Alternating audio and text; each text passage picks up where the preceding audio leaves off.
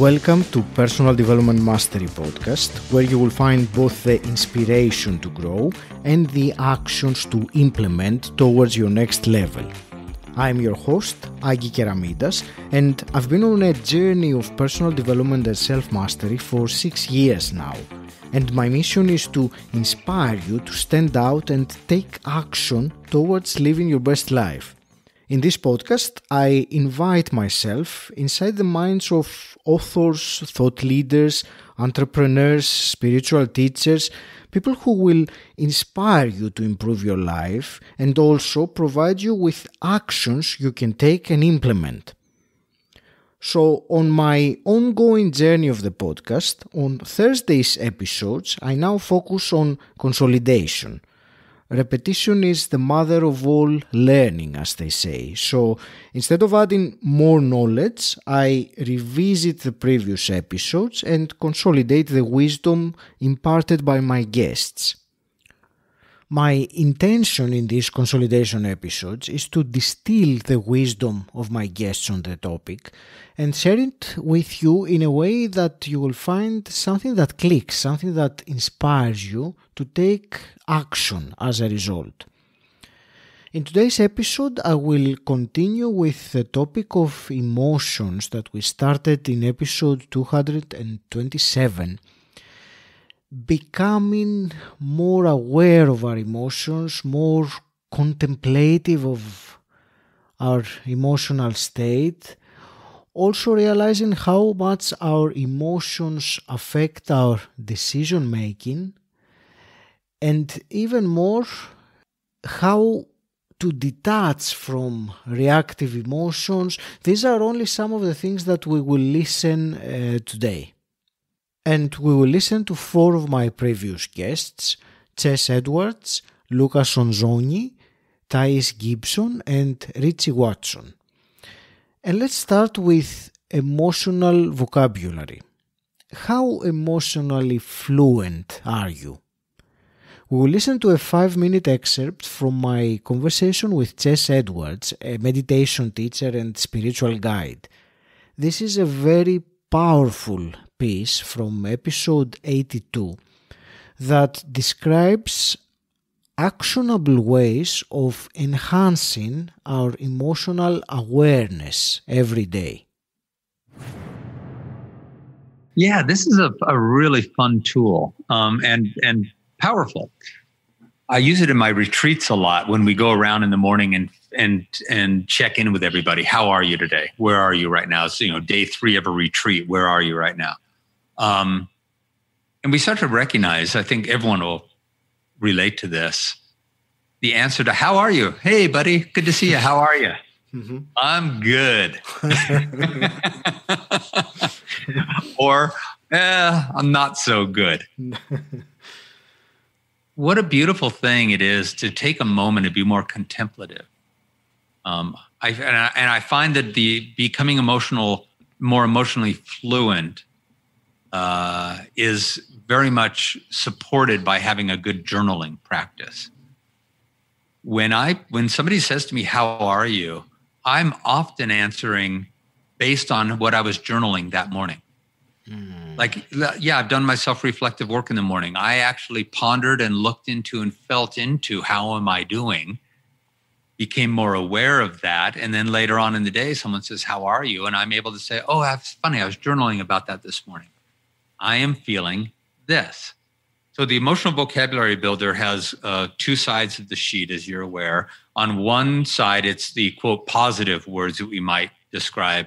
At the top of, I think it's 4 columns, might be 5 columns. And the top is the common word. I'm doing good, right? But then underneath that, there's all these nuances. Mm-hmm. Like, how are you? I'm happy. I'm joyful. I'm excited. I feel alive. I'm mischievous. I am feeling very childlike. What a beautiful thing to bring in that more depth. And then we notice that with others, it builds intimacy. Because if I ask you, Augie, how are you doing today? And you say, hold on, let me be with that. How am I feeling? I'm feeling kind of devilish these days, or mischievous, right? I can guarantee I'm going to lean into that conversation. Yeah. Oh, wow. Really? Tell me more. And now you're telling me about you, about what's going on within you. On the other side of the sheet, it's got the words that might describe a sense of self that is more challenging. So I'm feeling fearful. Fun words. I'm feeling befuddled. I'm feeling absolutely lost. I am feeling like a victim these days. That's getting honest. It's really getting into how we're feeling. So we start to learn about ourselves by exploring in the morning, doing some journaling, pulling out the emotional vocabulary builder and saying, how am I feeling? Let me find a word on here that actually gets close to describing what I'm actually feeling. And then journal about that and explore that a little bit. And now later on, I'm having conversations with people, and my conversations are deeper. They're more honest. They're more intimate. They're more vulnerable. And we also notice, Augie, that if I'm not doing that type of work and you ask me how I'm doing, I say, I'm doing good. And then you might say, oh, good, what's happening? And instead of telling you what's happening within me, most people immediately go to, well, why am I feeling good? My relationship is going well. I just got a couple of new clients. I bought a house, or I'm not doing good. Why aren't you doing good? Well, I lost the house and the relationship just broke up and I just got fired. We immediately talk about what's happening out there. What if one were to say, how are you? I'm doing really good. Yeah, what's happening? I just got fired. My relationship just ended, right? And this other thing's going on. And people are like, well, and you're saying you're doing good? Yeah, and I'm all right. I'm doing good. This is the freedom to recognize that our inner state of being doesn't necessarily have to be so dependent on what's happening in our lives. Or I can say, how are you feeling? I'm feeling really sad these days. I feel a melancholy. Oh, there's just this melancholy these days. Wow, that sounds like really bad. No, it's not bad. It's just melancholy. Let's look next at a different, more scientific approach to emotions. We will listen next to Gibson, the co-creator of the Personal Development School, from episode 118. She discussed how every single decision we make is emotionally based, even if we think that it is our logic that dictates those decisions. Belief patterns elicit thought patterns. So let's take like a really simple belief, like I'm not good enough.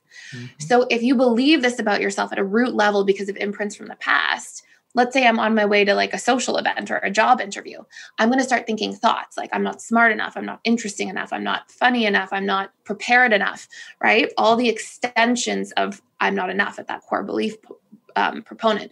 And then thoughts and beliefs both elicit emotional responses. So how do I feel when I'm thinking those thoughts? Anxious, afraid, whatever else it might be. And then neuroscience has conclusively proven every single decision we make is based on our emotions. So even people who are like, I'm logical, at the tipping point, we're making emotionally based decisions.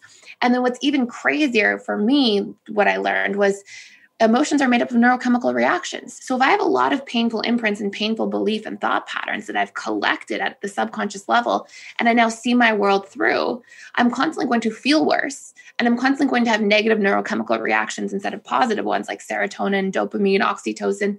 And so now, no wonder I'm seeking painkillers. No wonder I want to numb pain because I have all these programs at a subconscious level that are causing me to have pain and painful responses to things, make more painful decisions at the action level, like neuroscience has proven. And so I get caught in this cycle. And if I can just reprogram those things at the root, I can find my way out of this whole experience. The next person we will listen to today is Luca Sonzogni, a nutritional and fasting therapist and yoga teacher from episode 55. In this excerpt of the conversation, Luca discussed how we become emotionally hijacked from our triggered emotional states and how to detach from these reactive emotions. Indeed, because so many things can trigger emotional states that are not positive, very reactive, very unconscious, when you get triggered by the news because something is happening, something that possibly has no direct impact on yourself, but it still, creates some sort of very strong discomfort, and that's, followed by some sort of irrational reaction. You've been kind of hijacked, emotionally and psychologically by this trigger, and you're experiencing negative emotions. And maybe some people, can go on social media and maybe post something, and someone else posts something which is opposite in nature. They get so triggered and so emotionally hijacked by that, they can ruin their own afternoon, for instance, And if this happens on a regular basis, and also if you think about addictions, addictions, it's a very similar sort of mechanism, if you want.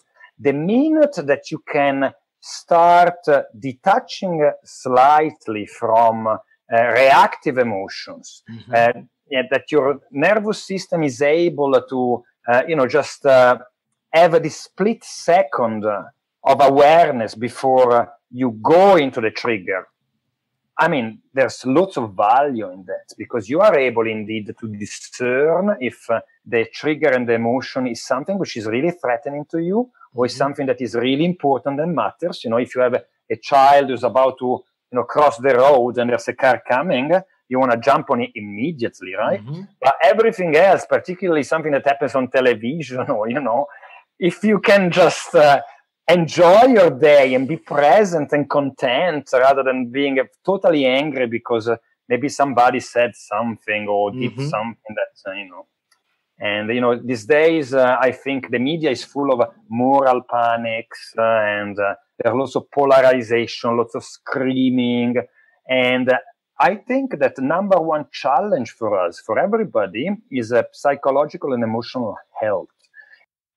The last one of my guests today is Richi Watson, a deep transformation coach who I spoke with in episode 58. We will listen to two short excerpts from that conversation, and in the first one, Richi talks about welcoming the feelings of stress, anxiety, and fear. And it's not true. That's not how things work. Your anxiety isn't an enemy. It's a friend. It's trying to inform you. It's trying to bring you awareness to something you may need to know. But if your relationship to it is such, and that's being compounded by these kind of memes and these ideas, it's my enemy. It's trying to get me. I need it not to be here. I need to wish it away. It's not going anywhere, because it'll become fortified in that resistance and denial. But if we instead go, well, my anxiety is my friend and I'm willing to experience it when I need to, then you're coming into an embrace with the emotion. Rather than a resist and deny, you're coming into an include, to transcend. And it is extraordinary how swift transformation can happen when that switch is made. It's like, okay, it's all working for you.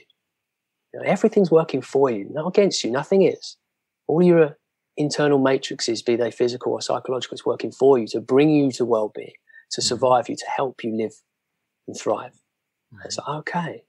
So welcoming feelings of stress, anxiety, and fear, being willing to just feel them, being willing to experience them, being able to hold even the spikiest and prickliest of emotions.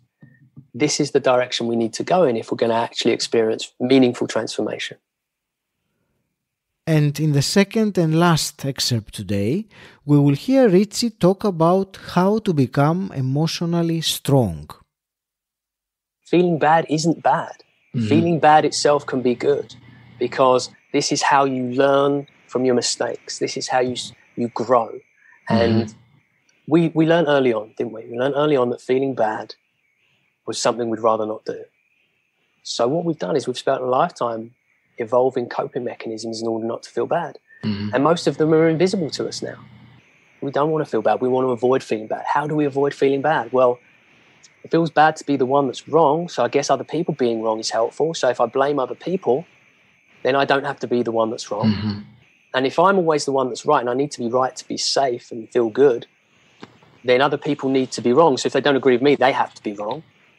And then that goes so deep that eventually the people that are wrong aren't just wrong, they're immoral and they're evil and they're, you know, the worst people imaginable because they are holding a different space to us. So blame centricity is one of the most prevalent coping mechanisms in our culture, to not feel bad and to try and feel safe. But it's a false sense of safety. That's not where safety comes from. Safety doesn't come through comfort. Safety comes through strength. That's true safety. The stronger you are, the safer you are. And so how do we become emotionally safe? We'll become emotionally strong. How do we become emotionally strong? Well, we need to hold. We need to be able to hold the heavy emotions, the difficult emotions, the ones we'd rather avoid and that didn't exist. Because if we're not doing that, we are weakening ourselves. And those things are just going to keep coming. They're going to happen. And so I say that when we avoid feeling bad, we inherently create a life to feel bad about. Because we're not doing the things we need to do because of the things we feel bad about. I hope you found something valuable among these parts of the conversations, and also something actionable, something you can implement yourself. If you have enjoyed this episode, I certainly intend to do more of them, to condense the wisdom contained in these conversations and distill it into actionable items, steps that you can pick up and implement in order to grow and improve your life. And I would like your help. Tell me, what is your biggest challenge? What are you struggling with and would like to listen and learn more about? Go to personaldevelopmentmasterypodcast.com and send me a message. And until next time, stand out, don't fit in,